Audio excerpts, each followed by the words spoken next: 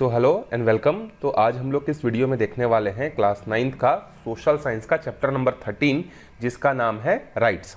ठीक है, अब देखो राइट्स का ये बहुत सारे डेफिनेशन हो सकते हैं, लेकिन एक बेसिक चीज आपको राइट्स के बारे में समझाना चाहूंगा। राइट्स का मतलब होता है आपके अधिकार, आपको क्या चीज करने का अधिकार हमारे कॉन्स्टिट्यूशन में मिला हुआ है और उसका आप किस तरीके से डेली लाइफ में जो है यूज करते हो, उसके बारे में जो है हम लोग इस चैप्टर में जो है क्या करने वाले हैं, पढ़ने वाले हैं।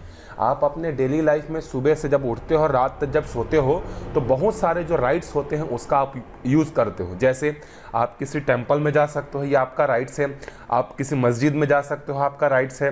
आप किसी गुरुद्वारे में जा सकते हो, राइट्स है। आप अपने मनचाहे स्कूल में जाकर पढ़ सकते हो, आप अपने मनचाहे रेस्टोरेंट में जाकर खाना खा सकते हो, आप मनचाहे दुकान में जाकर कपड़े खरीद सकते हो। ये सब आपके राइट्स हैं। लेकिन हमें क्या होता है, ये जो राइट्स है हमें बाय बर्थ मिल जाता है तो हमें इसका वैल्यू पता नहीं रहता है। लेकिन जो लोग इस राइट्स को पाने के लिए जो है सैक्रिफाइसेस किए हैं, बहुत सारे स्ट्रगल किए हैं, उसके बारे में हम लोग जो है देखने वाले हैं कि किस तरीके से जो राइट्स था वो लोगों को पहले नहीं मिलता था, कितना स्ट्रगल करना पड़ा। चाहे वो अमेरिका हो, चाहे इंडिया हो, चाहे फ्रांस हो, कहीं भी हो, पहले लोगों के कुछ ही लोगों के पास राइट्स होते थे, बाकी लोगों को जो है जानवरों की तरह ट्रीट किया जाता था। तो वो सब कैसे राइट्स आए, कैसे हमारे कॉन्स्टिट्यूशन में फंडामेंटल राइट्स जुड़े, कैसे हम इसका उपयोग करते हैं, इस चैप्टर में हम लोग पढ़ने वाले हैं। In the previous chapter, we learned about democracy and how the idea evolved and the spread in the part of the world. The concept of the rights to evolve over the past several decades to change the strengthen and vast democracy is participated. हमने पिछले 2 chapter में हम लोग क्या चीज के बारे में पढ़ रहे हैं, हम लोग डेमोक्रेसी के बारे में ही पढ़ रहे हैं। ठीक है, और डेमोक्रेसी किस तरीके से स्टार्ट हुआ किसी फ्रांस में, फिर उसके बाद पूरी दुनिया में कैसे फैला, उसके बारे में पढ़े हैं। तो उसी तरीके से ये जो राइट्स है ये कुछ ही डिकेड्स पहले जो है क्या हुआ था, यह प्रैक्टिस में जो है आया हुआ है। In this chapter, we begin by discussing some real-life incidents of the past that reflect how difficult it was for people to live their daily lives without fundamental rights. हम लोग इस चैप्टर में कुछ ऐसे एग्जाम्पल्स देखेंगे, कुछ ऐसे real life के इंसिडेंट्स देखेंगे जहां पर हम लोगों को समझ में आएगा कि बिना फंडामेंटल राइट्स के लोग किस तरीके से सर्वाइव जो है कर रहे थे। We shall then try to understand why we need these rights, what they mean to us, what role they play in the spread of democracy, और इसका रोल क्या होता है हमारे डेली लाइफ में और डेमोक्रेसी में क्या इसका रोल होता है, ये हम लोग डिस्कस जो है करेंगे। आपको यकीन नहीं होगा जिस तरीके से आज के डेट में लोग जानवरों की खरीदी बिक्री करते हैं ना, गाय का, बैल का, बकरी का, उसी तरीके से पहले जमाने में लोगों की खरीदी बिक्री की जाती थी। ठीक है, उसके बारे में हम लोग अभी देखेंगे। सो हमारा फर्स्ट टॉपिक है slavery when there were no rights. जब लोगों के पास उनका फंडामेंटल राइट्स नहीं था तो उस समय स्लेवरी कैसे चल रही थी, इसके बारे में हम लोग देखते हैं। We learn about the French Revolution of 1789 in the history chapter. Its biggest achievement was that it established the importance of human rights. हम लोग जो है क्या कर रहे थे, फ्रेंच रिवॉल्यूशन के बारे में पढ़े हुए हैं 1789 में, हिस्ट्री वाले चैप्टर में आपने पढ़ा भी होगा। ठीक है, तो उस फ्रेंच रिवॉल्यूशन ने पूरी दुनिया में एक तरीके से आग लगा दी थी कि डेमोक्रेसी और राइट्स हर आदमी के पास जो है होना चाहिए करके। और उसी फ्रेंच रिवॉल्यूशन के कारण जो है हम लोग ह्यूमन राइट्स जो है आज अचीव जो है कर पाए हैं। But it was also during this period that the practice of slavery was widely prevalent, with France and other European countries enslaving the people of Africa in large numbers. जिस समय फ्रेंच रिवॉल्यूशन हुआ था 1789 में, उस समय जो है slavery system जो है एस्टैब्लिश थी।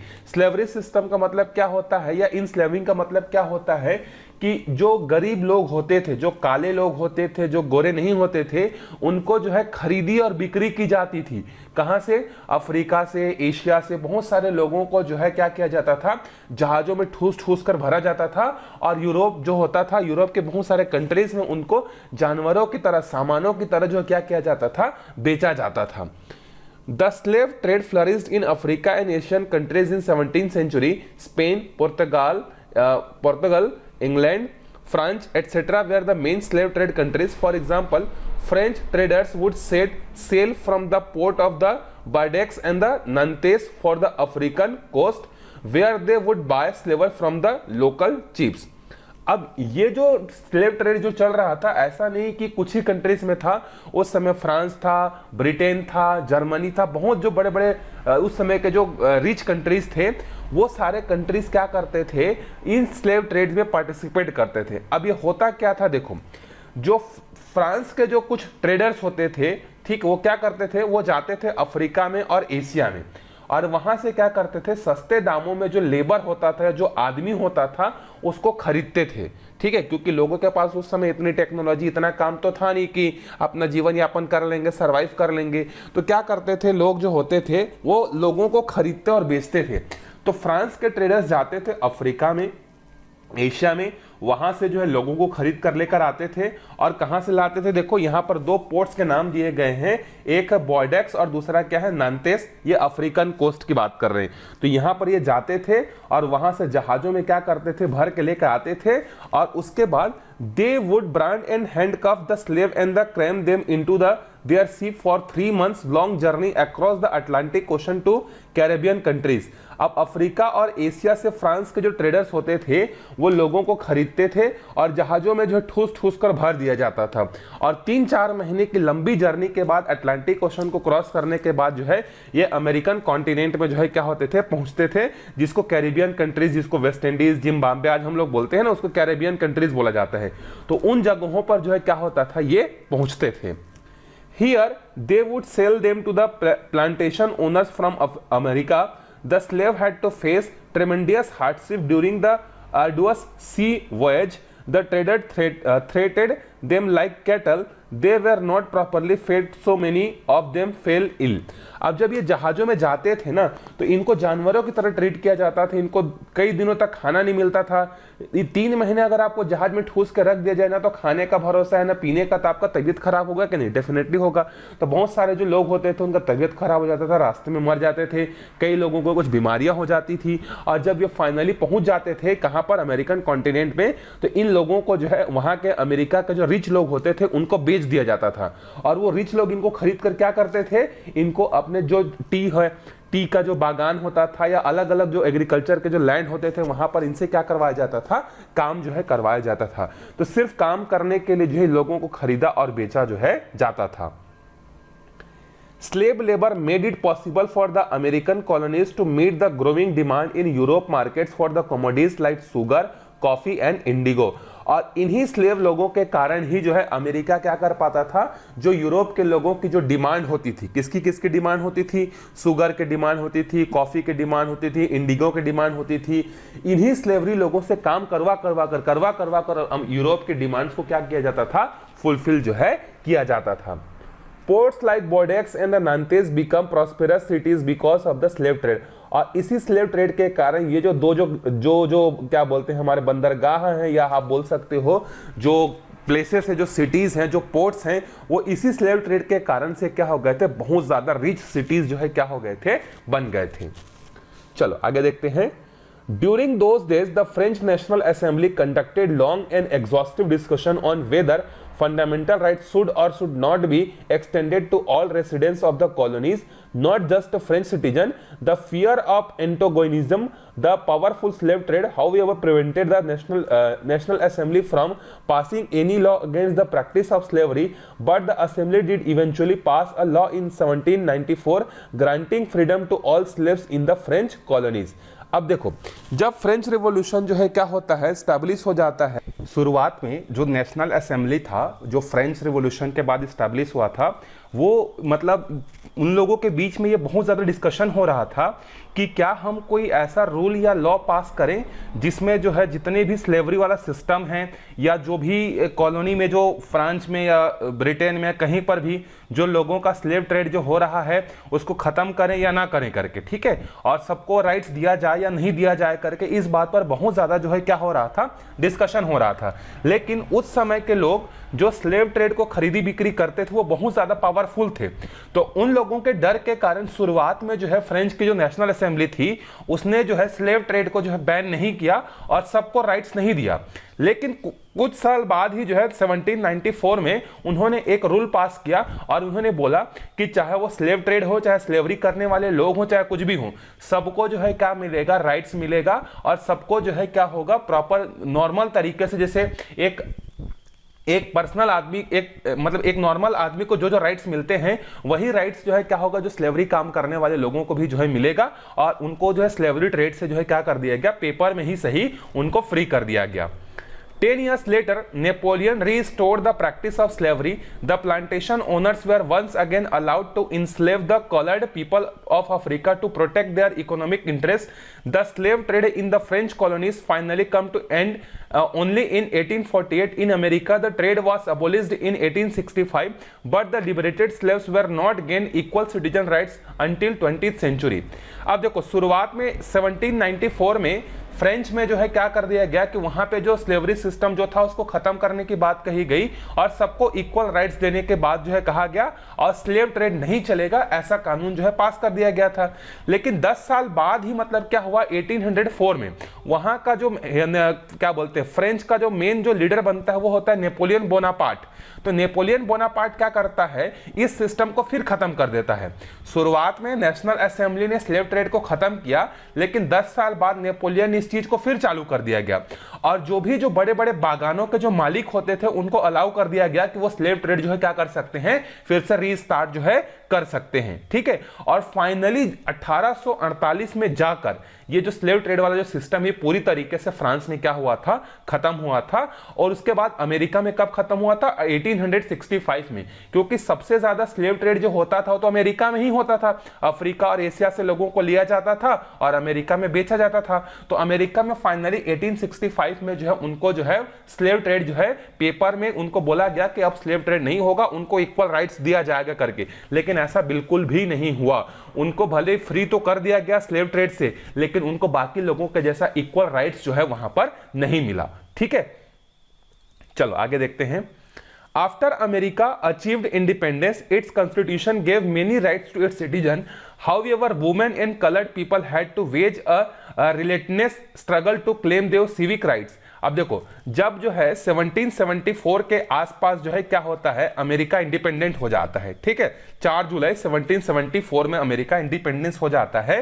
तो वहां पर इंडिपेंडेंस होने के बाद अमेरिका के रहने वाले बहुत सारे लोगों को जो है, मतलब जो अमेरिका के ओरिजिनल सिटीजन थे, उनको उनके कॉन्स्टिट्यूशन में बहुत सारे जो है राइट्स दिए गए। ठीक है, वहां के, लेकिन लोगों को जो है राइट्स तो दिया गया, लेकिन वहां के जो महिलाएं थी या जो गोरे रंग के नहीं होते तो जो काले रंग के होते थे, जो अफ्रीका से अलग अलग जगहों से जो स्लेव ट्रेड के थ्रू लाए गए थे, जो जिनका स्किन कलर व्हाइट नहीं था, उनको जो है ऐसा कोई भी राइट्स जो है नहीं दिया गया। उनको अपना फंडामेंटल राइट्स के लिए बहुत ज्यादा जो है स्ट्रगल करना पड़ा।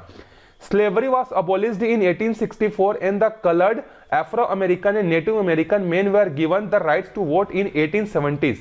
अब देखो 1774 में राइट्स तो दे दिया गया, लेकिन जो वहां की महिलाएं थी या वहां का जो अनकलर्ड या बोल सकते हैं कि अफ्रीका से आने वाले जो ब्लैक कलर के जो लोगों थे, उनको वोटिंग करने का राइट्स जो है नहीं दिया गया। 1870 तक भी उनको नहीं दिया गया। All women were given voting rights in 1920। America में ही महिलाओं को, अब कलर लोगों को तो छोड़ दो, जो व्हाइट और ब्लैक उनको छोड़ दो, अमेरिका के जो नेटिव अमेरिकन वुमेन हैं उनको जो है 1920 से पहले उनको वोट करने का राइट्स नहीं दिया जाता था। जो आज अमेरिका इतना हिंगे ढांकता है कि हम दुनिया के सबसे जो है क्या बोलते हैं डेमोक्रेटिक कंट्री है करके, वहां 1920 तक, ठीक है, महिलाओं को वोटिंग करने का राइट्स नहीं मिलता था। ठीक है, सोच सकते हो। और हमारा इंडिया तो देखो इंडिपेंडेंस हुए अभी भी 80 साल भी नहीं हुआ है। तो अमेरिका जो भी बातें बोलता है ना, वो सिर्फ कागजों पर ही अच्छी लगती है। However, the colored people continued to face various kinds of discrimination which prevents them from the registering as a voter, as many states made law to keep them away from the voting or enjoying other civil rights.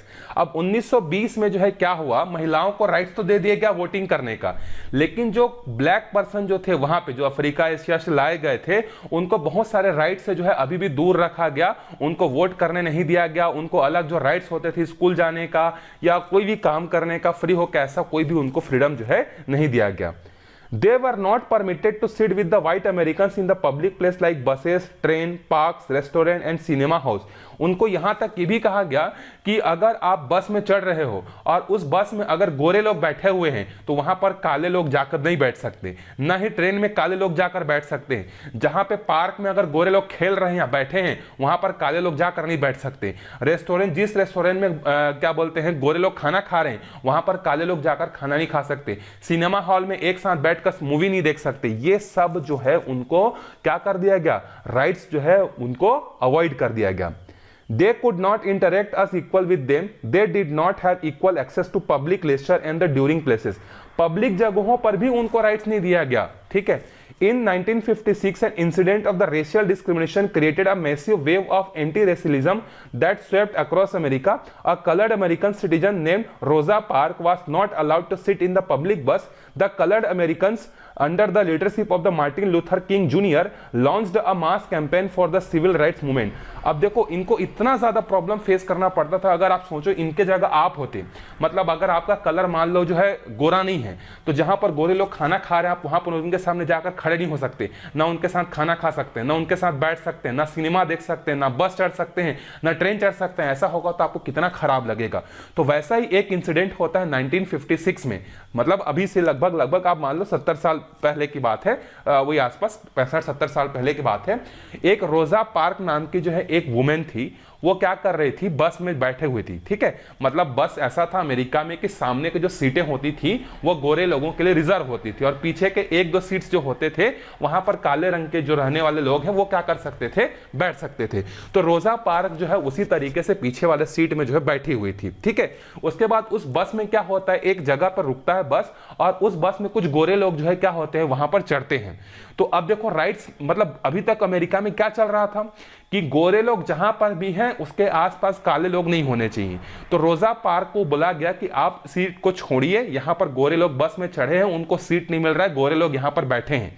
तो रोजा park ने कहा कि मैं बिल्कुल नहीं हटूंगी, मैं पहले से आई हुई हूं और जो पहले आया हुआ है वो सीट उसके लिए रिजर्व होना चाहिए करके। लेकिन उनको जबरदस्ती उस सीट से उठाया गया और यही एक चीज जो होता है वो क्या होता है, फिर एक सिविल राइट्स मूवमेंट्स की तरफ जो है अमेरिका को जो है धकेल देता है। वहां पर जितने भी काले लोग होते हैं जो गोरे नहीं होते हैं वो सब आपस में इकट्ठा होते हैं और मार्टिन लूथर किंग जूनियर, ये एक आदमी का नाम है जो इस लीड को क्या करता है, इस कैंपेन को जो है क्या करता है, लीड करता है। और कहा जाता है कि अमेरिका में रहने वाले चाहे काले हो चाहे गोरे हो सबको इक्वल राइट्स मिलना चाहिए। ऐसा नहीं कि अगर बस में गोरे लोग चढ़ रहे हैं तो काले लोगों को अपना सीट छोड़ना पड़ेगा, ऐसी बातें बिल्कुल भी नहीं होनी चाहिए करके जो है वहां पर जो है सिविल राइट्स जो है स्टार्ट जो है हो गया। The colored Americans stages a series of demonstrations in the different places during the course of the civil rights movements. The pressure created by the protests led the American government to abolish all these laws that caused discrimination against non-white in 1964. This also finally removed the obstacle created by the state law to voting rights of the non-whites. अब ये जो Martin Luther junior के जो leadership में जो civil rights movement America में चला उसमें बहुत सारे लोग जो है क्या हो गए, शामिल हो गए। और इस मूवमेंट का प्रेशर इतना बढ़ गया था कि अमेरिका का जो गवर्नमेंट है, जो पहले जो भी रूल्स था कि सिनेमा हॉल, बस, ट्रेन, रेस्टोरेंट में काले लोग नहीं बैठ सकते गोरे लोगों के साथ, ये सब रूल्स को उनको क्या करना पड़ा, अबोलिश करना पड़ा, हटाना पड़ा। इवन जो उनको वोटिंग करने का जो राइट्स भी नहीं था वो 1964 में इसको क्या कर दिया गया, अप्लाई कर दिया गया कि अब नॉन व्हाइट्स लोग भी क्या कर सकते हैं, अमेरिका के इलेक्शन में पार्टिसिपेट जो है कर सकते हैं। The leader of the movement, Martin Luther King Jr., asserted that colored Americans should resort to direct action in the long marches to attain their objectives. He gave a powerful and emotional speech to mass rally over 250,000 people assembled under the Lincoln Memorial in the Washington, D.C. on August 28, 1963. This speech is considered to be the one of the most memorable and influenceable speech on the human rights in world history. Some experts are given below. अब देखो Martin Luther junior जो था उसने क्या किया, 28 अगस्त 1964 को वहां पे वाशिंगटन, जो वहां के अमेरिका का जो कैपिटल है वाशिंगटन डीसी, वहां पे जो है जो अब्राहम लिंकन थे जिनको अमेरिका का फादर कहा जाता है, उनके जो मूर्ति है उसके नीचे जो है इकट्ठा होकर 2.5 लाख लोगों को जो है एक साथ इकट्ठा कर इस मूवमेंट को जो है क्या किए थे, आगे बढ़ाए थे। और 2.5 लाख लोगों के सामने जो है क्या किए थे, स्पीच दिए थे। और वो जो स्पीच जो दिया गया था Martin Luther king junior junior के द्वारा, वो दुनिया में आज भी वन ऑफ द, मतलब जो अगर टॉप 10 स्पीचेस की बात करें तो उसमें से एक स्पीच जो है इनका भी जो है आता है कि 2.5 लाख लोगों को किस तरीके से इन्होंने मोटिवेट किया और अपने राइट्स के लड़ने के लिए जो है उनको क्या किया गया, जगाया, और फाइनली उनको जो है 1964 में जो है क्या हुआ, उनको राइट्स जो है मिले। लेकिन अभी भी जो है हम लोग 2024-25 में पहुंचने वाले हैं, लेकिन अभी भी वहां पर डिस्क्रिमिनेशन जो है होता है। वहां के जो व्हाइट लोग हैं वो अपने आप को सुपीरियर समझते हैं और जो ब्लैक लोग हैं उनको क्या कहा जाता है, सुपीरियर जो है नहीं कहा जाता है। अभी मुझे 1-2 साल के पहले एक केस हुआ था जहां पर एक आदमी जो है काले रंग का था, वो क्या कर रहा था, एक दुकान गया और दुकान से ब्रेड खरीद कर ला रहा था, ठीक है। तो दुकान वाले ने जानबूझकर जो है क्या कर दिया, उसने बोल दिया कि ये जो काला आदमी जो ब्रेड लेकर गया है ये पैसा नहीं दिया है करके, तो वो कंप्लेन कर देता है। तो पुलिस जो है वहां पर पहुंच जाती है और उसको जो है कुछ डॉलर्स के कारण उसको इतना दबाया जाता है कि शायद वो आदमी की जो है क्या होती है, डेथ हो जाती है। डेथ होती है कि मुझे एग्जैक्ट याद नहीं आ रहा है, लेकिन उसको इतना क्रुएल्टी से, मतलब उसको जो है गाड़ी के कार के नीचे दबा दिया जाता है और उसके मुंडी के ऊपर में जो है एक पुलिस वाला आदमी जो है चढ़ जाता है। सोच सकते हो कि एक ब्रेड के पैसा, जबकि वो आदमी ब्रेड का पैसा दिया हुआ था, ठीक है। वो बहुत ज्यादा जो है क्या हुआ था, न्यूज बना था। तो जो अमेरिका पूरी दुनिया में ढिंढोरा पीटता है कि तुम्हारे यहाँ डेमोक्रेसी नहीं है, तुम्हारे यहाँ ये नहीं है, तुम्हारे यहाँ वो नहीं है, वो देश में भी आज भी जो है वहां पर जो है व्हाइट और ब्लैक कलर के बीच में डिस्क्रिमिनेशन जो है वहां पर होता है। इवन अभी जब अमेरिका का प्रेसिडेंट इलेक्शन के लिए कैंपेन जब चल रहा था तो एक इंडियन ओरिजिन के जो है राधा स्वामी करके वहां पर प्रेसिडेंट के कैंडिडेट थे। तो वहां के लोग क्या बोल रहे थे कि नॉन क्रिश्चियन आदमी अमेरिका का प्रेसिडेंट नहीं बन सकता, क्योंकि वो हिंदू थे, ठीक है। राधा स्वामी जो है इंडिया से माइग्रेटेड थे, उनके पेरेंट्स तो वहां पैदा हुए थे, तो वो हिंदू रिलीजियस को फॉलो करते थे। तो सोच सकते हो कि वहां के लोगों की मेंटालिटी क्या है, वो अपने आप को सुपीरियर तो समझते हैं, लेकिन बोलते हैं कि कोई क्रिश्चियन, जो नॉन क्रिश्चियन आदमी है वो हमारे अमेरिका का प्रेसिडेंट नहीं बन सकता। इस तरीके का उनका जो है क्या है, थिंकिंग है, ठीक है। तो दुनिया को ज्ञान देने से पहले खुद अपने गिरेबान में भी अमेरिका को झांक कर जो है क्या होना चाहिए, देखना चाहिए, ठीक है। तो इस वीडियो में यही तक देखेंगे, नहीं तो वीडियो काफी लंबा हो जाएगा। अगले वीडियो में जो है हम लोग क्या करेंगे, ये जो मार्टिन लूथर किंग का जो स्पीच था जो कि 28 अगस्त 1963 को दिया गया था, उसके कुछ पार्ट्स को जो है हम लोग अगले वीडियो में क्या करेंगे, डिस्कस करेंगे, ठीक है। मिलते हैं अगले वीडियो में, तब तक अच्छे से पढ़ते रहिए, वीडियो को शेयर करिए, बाय बाय।